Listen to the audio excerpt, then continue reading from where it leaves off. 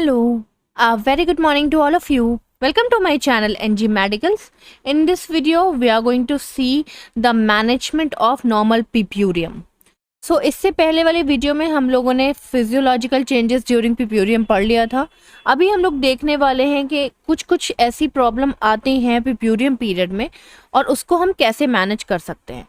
तो ये उन वुमेन्स के लिए है जिन्होंने बेबी को डिलीवर कर दिया है और डिलीवरी के बाद उनको बहुत सारी प्रॉब्लम्स जैसे कि कहीं बैक पेन हो गया, पैरों में दर्द हो गया, पैरों में स्वेलिंग हो गई या ऐसी बहुत सारी ब्रेस्ट फीडिंग के से रिलेटेड प्रॉब्लम्स को फेस करना पड़ रहा है। चलिए देख लेते हैं। सबसे पहले हमें पता होना चाहिए कि ये जो वर्ड है purpurium, इसका मीनिंग क्या है। ये वर्ड दो पार्ट में डिवाइडेड है, एक purpure, ठीक है, और ये प्यूरियम।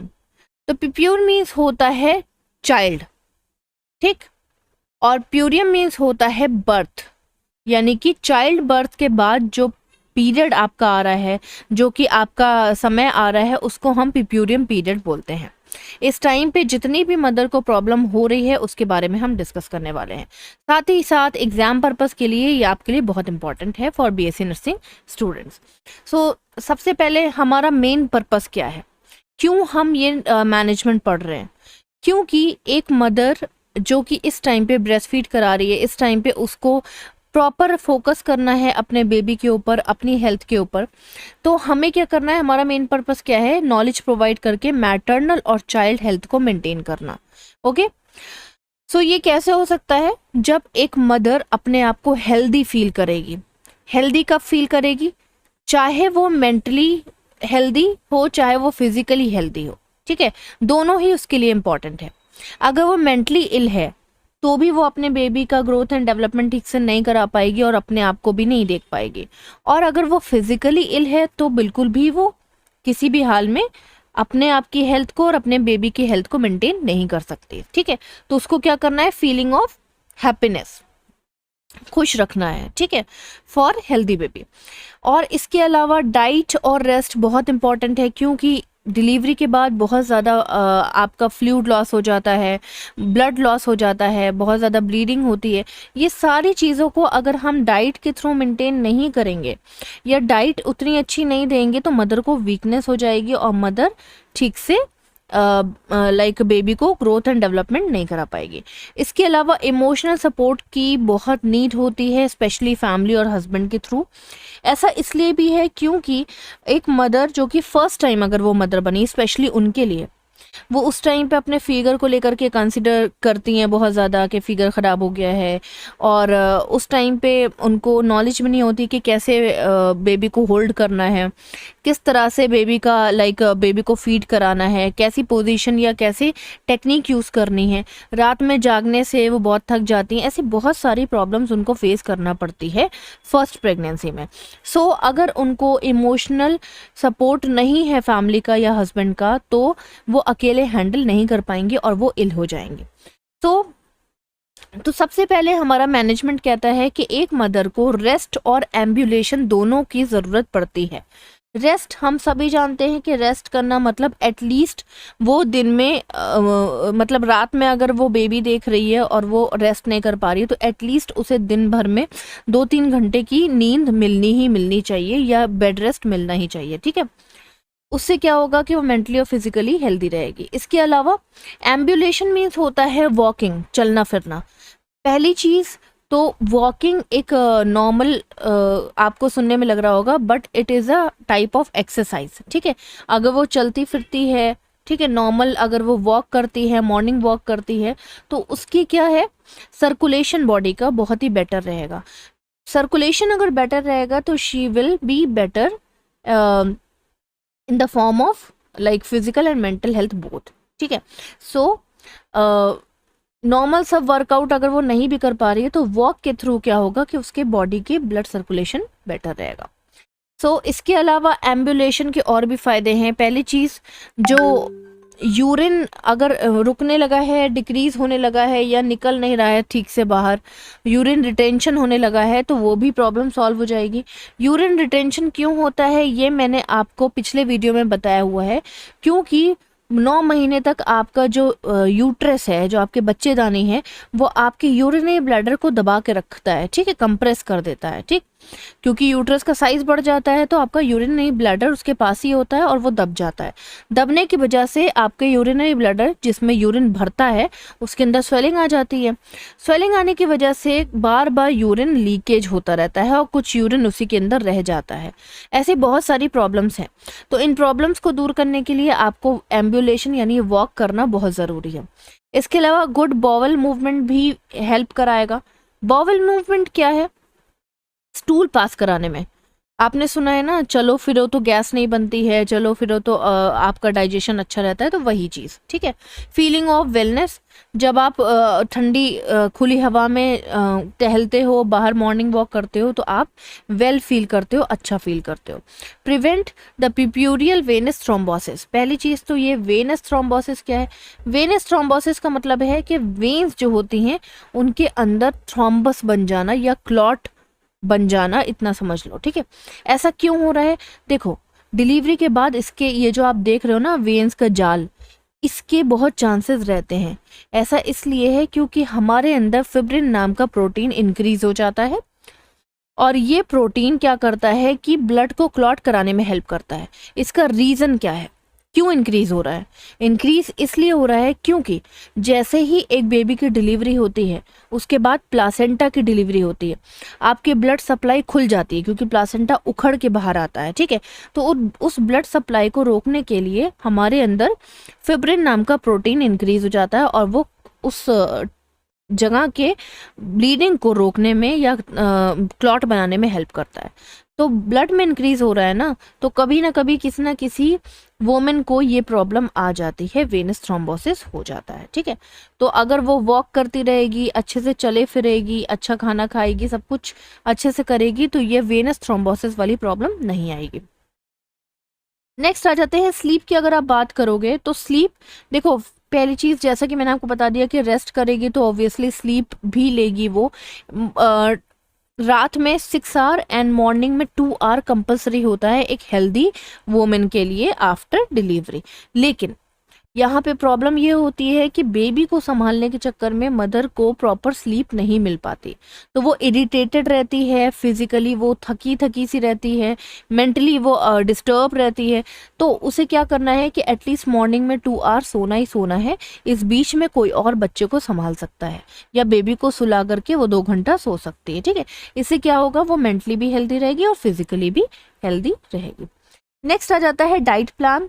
Diet plan is too important क्योंकि इस टाइम पे मदर ब्रेस्ट फीड करा रही है, इस टाइम पे मदर को एनर्जी की ज़रूरत पड़ती है, इस टाइम पे मदर को अदर न्यूट्रिएंट्स की ज़रूरत पड़ती है ताकि वो न्यूट्रिएंट्स खा के या ले करके वो हेल्दी रहेगी। जब वो हेल्दी रहेगी तो बेबी हेल्दी रहेगा, क्योंकि बेबी जो है 6 मंथ तक ब्रेस्ट फीड करके ही अपने आप को सर्वाइव कराता है, ओके। तो अगर मदर हेल्दी है तो ही बेबी हेल्दी रहेगा, अदरवाइज ब्रेस्ट मिल्क जो है बनना डिक्रीज हो जाएगा।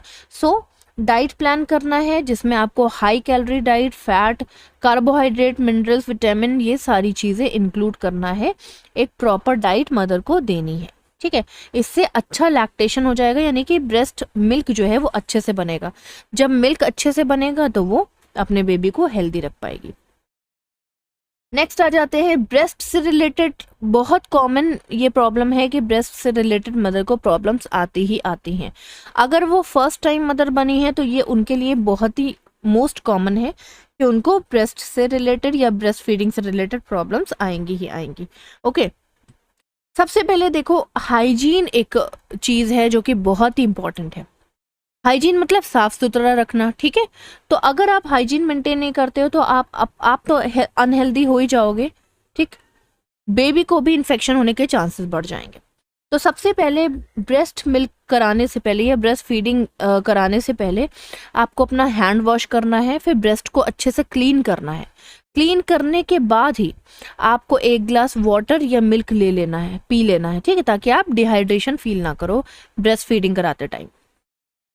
उसके बाद प्रॉपर पोजीशन में प्रॉपर अच्छे से बैठ करके या लेट करके पिलो की सपोर्ट से ब्रेस्ट फीड कराना स्टार्ट कर देना। इससे कई सारे फायदे हैं। एक तो ये कि आप अच्छे से ब्रेस्ट फीड करा पाओगे, आप भी कंफर्टेबल बैठोगे और बेबी भी कंफर्टेबल रहेगा। दूसरी चीज़, जो बैक पेन होना शुरू हो जाता है आफ्टर डिलीवरी, उससे भी आपको आराम मिलेगा। आप जितनी देर तक ब्रेस्ट फीड कराना चाहोगे उतनी देर तक ब्रेस्ट फीड करा पाओगे। इसके अलावा ब्रा जो है वो आपको टाइट नहीं पहननी है। ऐसा इसलिए भी है क्योंकि आपके ब्रेस्ट जो है उस टाइम पे उनके अंदर क्या हो गया है, मिल्क बन गया है। मिल्क बनने की वजह से ब्रेस्ट जो है वो हैवी हो जाते हैं।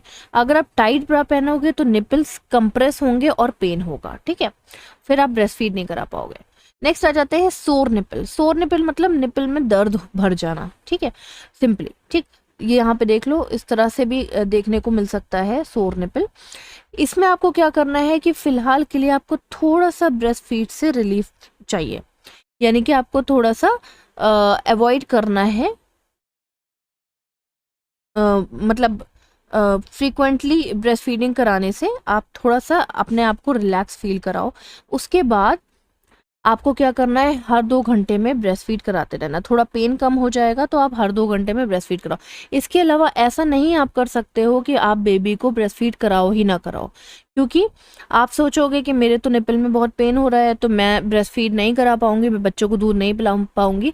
लेकिन इससे प्रॉब्लम क्या होगी, प्रॉब्लम ये होगी कि आपके अंदर का मिल्क जो हो जाएगा वो सूख जाएगा। सूख जाएगा तो वो अंदर गांठे बना देगा, सिस्ट बना देगा, और सिस्ट बनाने की वजह से प्रॉब्लम और ज़्यादा बढ़ जाएगी। आपको fever, pain, tenderness, redness, even आपको ब्रेस्ट कैंसर के भी चांसेस बढ़ जाएंगे। आप कुछ टाइम के लिए यानी कि थोड़ा थोड़ा सा गैप दे करके ब्रेस्ट फीड कराओ, ठीक है, ये नहीं कि आप ब्रेस्ट फीड कराना छोड़ दो। इसके अलावा आप इसके लिए डॉक्टर को भी दिखवा सकते हो, साथ ही साथ आप गर्म चीज़ से सिकाई भी कर सकते हो। हॉट कंप्रेशन से आप उसको सेक सकते हो, ठीक है। निपल्स के आसपास सेकना है, निपल्स के ऊपर नहीं, ओके। नेक्स्ट आ जाता है निपल कंफ्यूजन। निपल कंफ्यूजन का मतलब ये है कि जब आप बेबी को अच्छे से होल्ड नहीं करते हो, पकड़ते नहीं हो ब्रेस्ट फीड कराने के लिए, तो बेबी कंफ्यूज भी रहता है, उसको निपल मिलता भी नहीं है, ठीक है। एक और निपल कंफ्यूजन में आता है कि अगर आप 6 महीने तक बच्चे को ब्रेस्ट फीड के साथ साथ कुछ और खिलाने लगो, कुछ और पिलाने लगो, तो वो ब्रेस्ट फीडिंग नहीं करना चाहेगा। क्यों?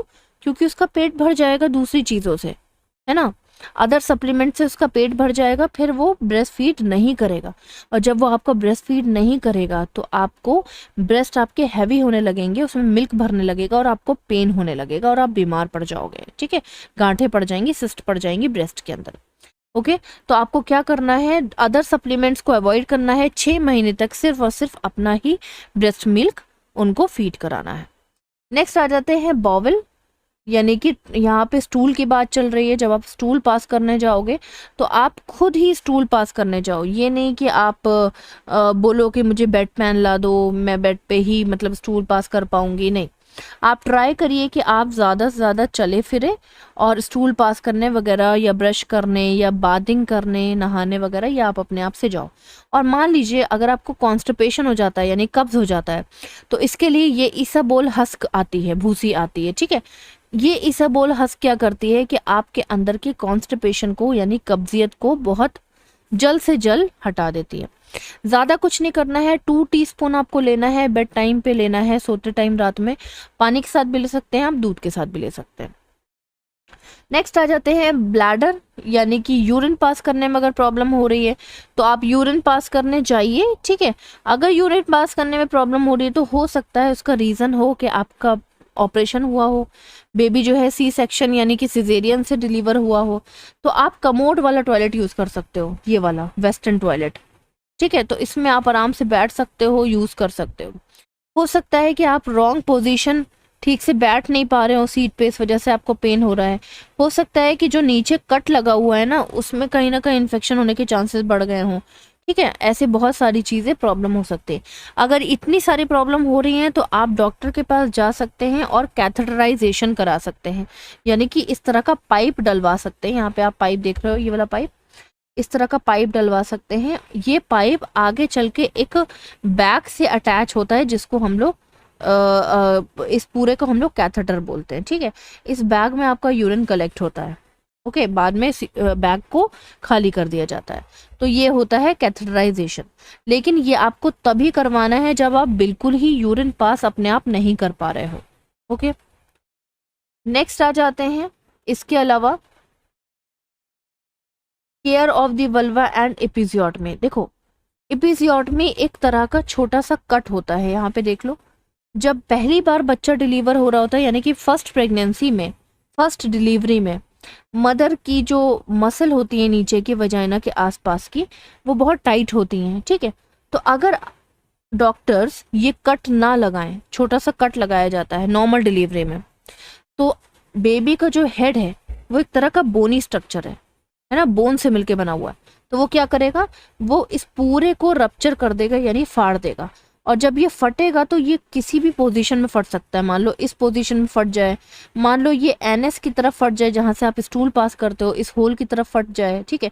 तो फटने से अच्छा है कि आप नॉर्मल सा एक छोटा सा कट कर दोगे। जब यहाँ से कट कर दिया जाता है तो बेबी के हेड को बाहर निकलने के लिए अच्छा सा स्पेस मिल जाता है और बेबी का हेड बाहर आ जाता है। और बाद में इस कट को हम लोग सिल देते हैं, यानी सूचर कर देते हैं, ठीक है। तो ये जो कट लगा हुआ था, तो हो सकता है कि इसमें आपको बाद में पेन हो। इसके लिए आपको क्या करना है, उस कट के आसपास नॉर्मल वाटर और सोप से स्टेराइल साफ सुथरा करके रखना है, वहाँ पे गंदगी नहीं लगने देना है, उसको इन्फेक्शन से बचाना है। और इसके अलावा आप पेन किलर भी खा सकते हो अगर ज़्यादा पेन हो रहा है तो। नेक्स्ट आ जाते हैं पेरिनियल टीयर। पेरिनियल टीयर का मतलब यह होता है कि कट में या यहाँ पे कोई इन्फेक्शन हो गया है, या डॉक्टर ने कट नहीं लगाया था और बेबी की हेड बाहर आने से के टाइम पर क्या हो रहा है, यहाँ पे अपने आप ही फट गया पूरा, ठीक है। उसको बोलते हैं पेरिनियल टीयर। या किसी भी रीज़न से फट सकता है। मान लो डॉक्टर जो है इंस्ट्रूमेंट डिलीवरी करा रहे हैं, इंस्ट्रूमेंट यूज़ कर रहे हैं, तो उस इंस्ट्रूमेंट की इंजरी की वजह से क्या हो रहा है, वहाँ पे टीयर हो गया, यानी फट गया, ठीक। इसके लिए आपको सिट्स बात लेनी है। सिट्स बात क्या होती है, ये आपके पेरिनियल एरिया का बात होता है मेनली। इसमें हम हल्का गर्म पानी रखते हैं टब के अंदर और पेशेंट को बोलते हैं कि वो उसके अंदर जाकर के बैठ जाए। बैठने का पर्पस ये है कि 15 मिनट तक जब पेशेंट इस पे बैठता है तो इस 15 मिनट में उसका ये जो पेन होता है वो रिलीव हो जाता है, ठीक है। गर्म या हल्के गर्म पानी से उसका पेन कम हो जाता है। ऐसा क्यों है? ऐसा इसलिए है क्योंकि जब हम लोग धूप के एक्सपोजर में आते हैं या अपने आप को किसी गर्म चीज़ से कंप्रेशन देते हैं, सिकाई करते हैं, तो उस टाइम पे हमारे अंदर का एक हार्मोन जिसको हम लोग एंडोर्फिन हार्मोन बोलते हैं, ये बाहर रिलीज हो जाता है, ठीक है। तो एंडोर्फिन हार्मोन का काम क्या है? इसका काम है पेन को कम करना, पेन के सेंसेशन को कम करना। ये एक ऐसा हार्मोन है जो कि पेन के सेंसेशन को कम करता है। इसके अलावा ड्रेसिंग आप करवा सकते हो ताकि उसमें इन्फेक्शन ना हो एंटीसेप्टिक सॉल्यूशन से। इसके अलावा आप टैबलेट भी खा सकते हो, जैसे इब्यूप्रोफेन, ठीक है। ये टैबलेट आती है, आप इसे डॉक्टर के एडवाइस के साथ खा सकते हो। इस नेक्स्ट आ जाते हैं रूमिंग इन। रूमिंग इन का मतलब क्या है, नेक्स्ट मैनेजमेंट क्या है? रूमिंग इन, मदर और बेबी को एक ही रूम में रखना, उसको बोलते हैं रूमिंग इन। देखो, अगर मदर को बेबी से दूर रखोगे या बेबी को मदर से दूर रखोगे तो मदर और बेबी के बीच में बॉन्डिंग नहीं बन पाएगी। मदर को पता नहीं चलेगा कि उसके बेबी को कब नीड है, भूख लगी है, कब वो क्राई कर रहा है, ये सारी चीज़ें मदर को नहीं पता चल पाएंगी। तो रूमिंग इन का मेन पर्पस क्या है कि मदर और बेबी के बीच में बॉन्डिंग मेंटेन करना, मदर जब चाहे उसको ब्रेस्ट फीड करा सके। मदर और बेबी एक साथ रहेंगे तो बेबी जो है वो अपनी माँ की आवाज़ सुन करके कम रोएगा, ठीक है, हेल्दी रहेगा। ये बहुत सारी इंपॉर्टेंट चीज़ें हैं। अच्छा, आपने कभी सोचा है कि माँ के पास जाके बच्चा चुप क्यों हो जाता है? ऐसा इसलिए है क्योंकि जब बेबी मदर के अंदर होता है और जब 5th मंथ स्टार्ट होता है प्रेगनेंसी का, तो उस टाइम पे क्या होता है कि बेबी के ऑर्गन्स तो सारे बन चुके होते हैं, वो बाहर की आवाज़ें सुनने लगता है, ठीक है। और सबसे ज़्यादा किसके साथ वो रहता है? मदर के साथ। तो सबसे ज़्यादा किसकी आवाज़ वो सुनता है? मदर की आवाज़ सुनता है। सबसे ज़्यादा किसकी स्मेल सूंघता है? मदर की स्मेल सूंघता है। इसीलिए जैसे ही बेबी डिलीवर होता है और माँ के पास अगर आ जाए तो वो जल्दी चुप हो जाता है। ओके, नेक्स्ट है आपका इम्यूनाइजेशन। इम्यूनाइजेशन आपको ज़रूरी कराना है, ये बहुत ही इंपॉर्टेंट है, चाहे वो बेबी के लिए हो चाहे वो मदर के लिए हो। देखो, मदर का इम्यूनाइजेशन तब होगा जब मदर का ब्लड ग्रुप नेगेटिव होगा।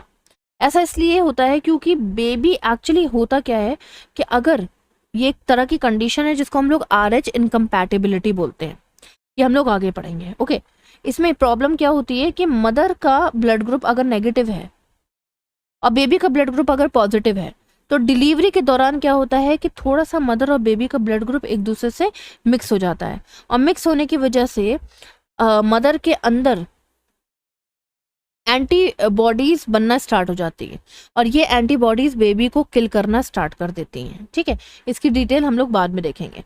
तो ऐसी मदर जिनका बेबी पॉजिटिव ब्लड ग्रुप के साथ है और मदर का ब्लड ग्रुप नेगेटिव है, तो उसमें हम लोग एंटी डी गामा ग्लोबुलिन नाम का एक इंजेक्शन देते हैं ताकि जो है ये किलिंग वाला जो प्रोसेस है वो सप्रेस हो जाए। ओके, सो बच्चे के लिए जितने भी इम्यूनाइजेशन है वो भी मदर को प्रॉपर फॉलो करना ही करना है ताकि आगे की डिजीज कंडीशन से बच्चे को बचा सके।